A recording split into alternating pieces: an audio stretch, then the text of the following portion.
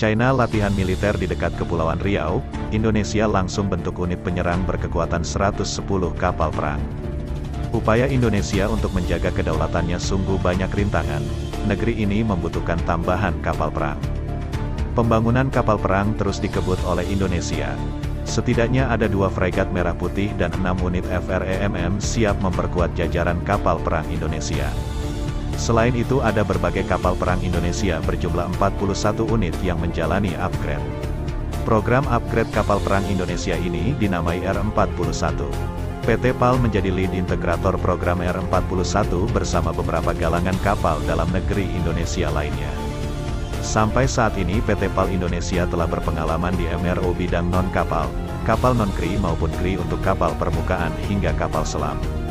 Melalui proyek refurbishment kapal perang ini diharapkan dapat memberikan nilai tambah bagi industri pertahanan nasional, baik dari segi material maupun nilai strategisnya, tidak hanya bagi PT PAL Indonesia selaku lead integrator, namun juga bagi galangan kapal nasional lainnya yang telah ditunjuk untuk ikut mengerjakan proyek ini. PT PAL Indonesia mendapat mandat untuk merampungkan sejumlah 14 kapal perang dari total 41 kapal perang. Kepercayaan Kementerian Pertahanan RI yang begitu besar, mengharuskan PAL untuk bertanggung jawab lebih besar lagi dalam merampungkan proyek ini, jelas PT PAL pada tanggal 7 September tahun 2023. Dalam program ini, Indonesia memperbarui kemampuan kapal perangnya. Misalnya Fatahillah Class, ia akan dibekali rudal anti kapal lagi yakni Atmaka dari Turki. Apa yang dilakukan Indonesia merupakan wujud kesungguhan menjaga keutuhan NKRI. Ancaman ke depan terutama yang berasal dari Indo-Pasifik sangat kerasa bagi Indonesia. Jika tak segera berbenah, Indonesia bisa saja kalah dalam konflik klaim wilayah yang dilakukan China.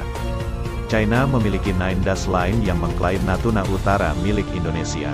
Nindas Line juga mengklaim hampir 90% perairan Indo-Pasifik. Untuk menegakkan klaimnya ini, China melakukan berbagai kegiatan militer diantaranya latihan perang. Pernah APDA 2010 China melakukan latihan perang di James Soal, 250 km dari Kepulauan Riau. Padahal James Soal ini merupakan perairan resmi milik Malaysia. Pemerintah Indonesia sempat was-was ketika Angkatan Laut China melakukan latihan di dekat James Reef yang hanya berjarak 250 km dari Indonesia dan diklaim oleh Malaysia, lapor The ASEAN Institute pada tanggal 24 Desember tahun 2014. Untuk menanggapi hal ini Indonesia langsung membentuk unit penyerang alias strike group yang terdiri dari 110 kapal perang. Pada tahun 2010, Indonesia mengirimkan surat kepada Komite Batas Landas Kontinen PBB untuk menantang klaim teritorial Tiongkok di Laut Cina Selatan. Rencananya Angkatan Laut akan diorganisasikan menjadi strike unit dengan 110 kapal perang, patrol unit dengan 66 kapal perang, dan support unit dengan 98 kapal perang. Ungkapnya, wajar saja Indonesia membentuk unit penyerang berkekuatan 110 kapal perang karena ulah China begitu meresahkan yang berusaha merebut Natuna Utara.